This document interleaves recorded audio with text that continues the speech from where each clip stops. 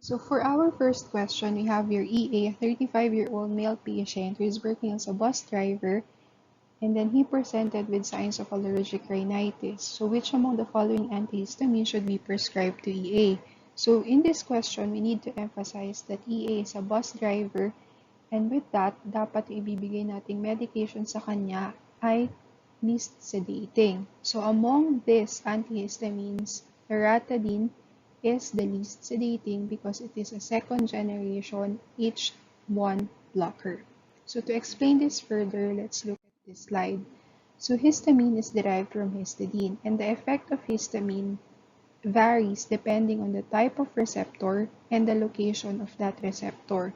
So for example, we have histamine binding to H2 receptor of the gastrointestinal tract. This will create or this will induce increase in gastric acid production. Now, when histamine binds to the H1 receptor naman of your uterus, it will increase smooth muscle contraction, resulting to cramps.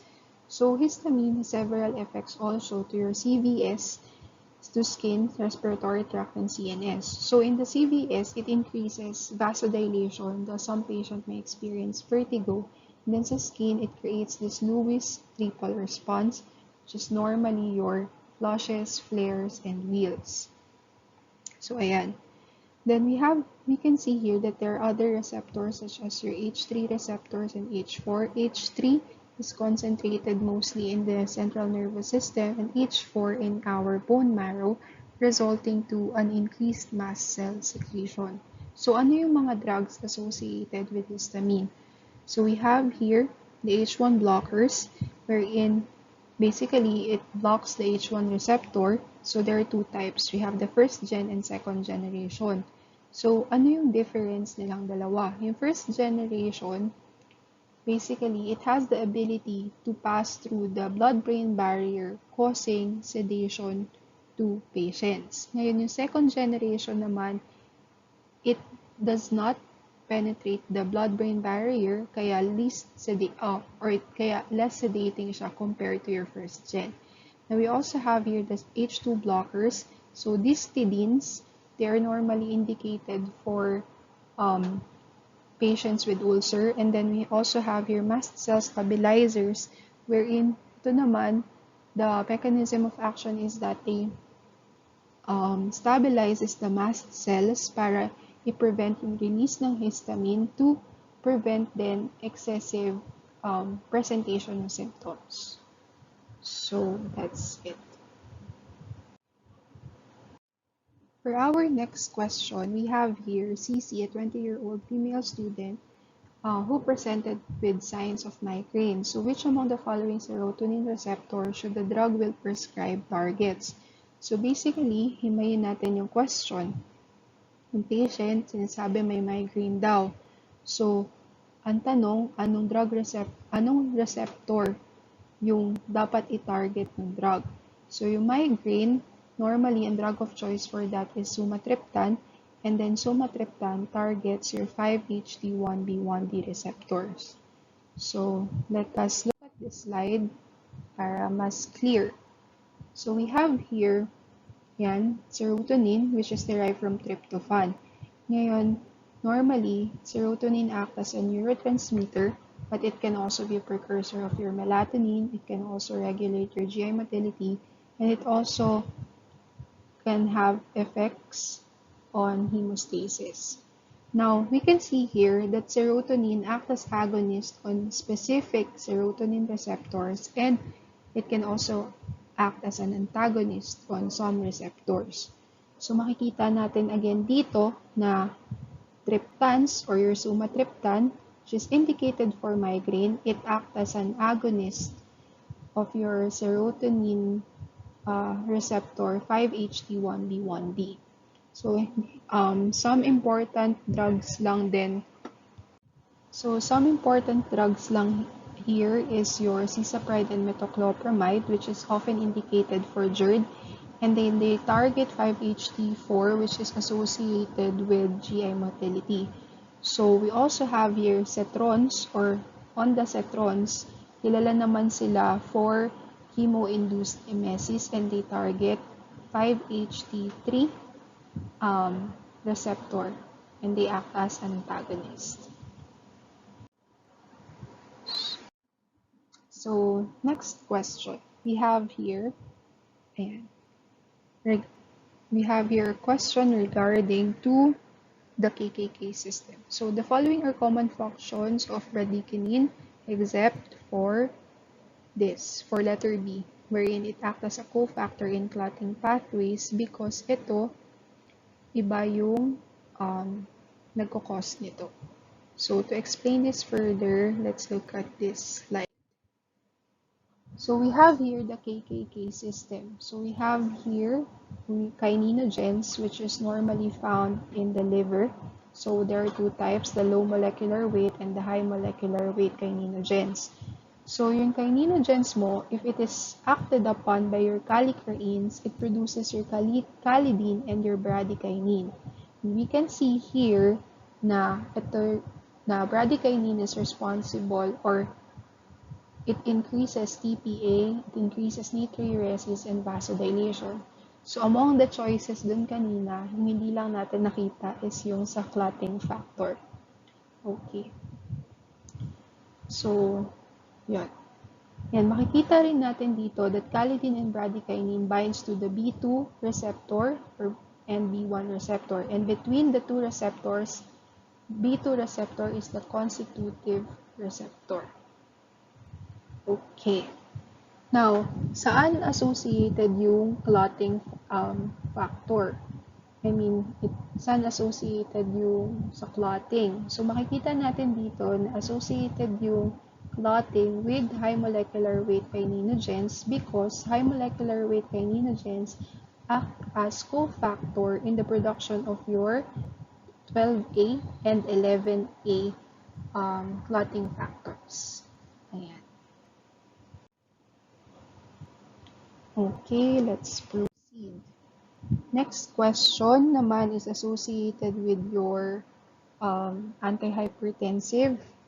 So we have here IA, a 50-year-old female who presented with dry cough. Ngayon, IA mentioned that she has been taking antihypertensive medication. So which among the following antihypertensive medications she might be taking? So, makikita natin dito that the answer is captopril, which is an ACE inhibitor. And ACE inhibitor is associated to having dry cough as its common side effect. So, to explain that further, let's look at this slide. So, again, we're discussing vasoactive peptides.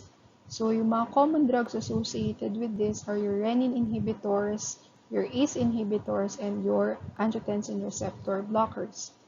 So, again, we have here the RAAS system. Ngayon, ayan.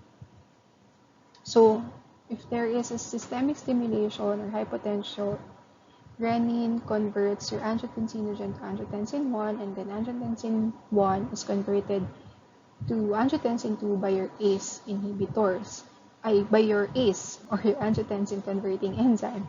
So your ACE is also responsible for converting bradykinin to inactive compounds. Now, if your angiotensin converting enzyme is inhibited, ibig sabihin, hindi mako-convert si bradykinin into the inactive products. With that, there is an accumulation of bradykinin, and it is mentioned that bradykinin is associated to production of cough. Kaya ACE produces dry cough as its common side effect. So if ayaw mo naman ng dry cough na side effect, normally ang ipe-prescribe mo is your angiotensin receptor blockers, and it targets the AT1 receptor, not the AT2, because AT2 is your constitutive receptor.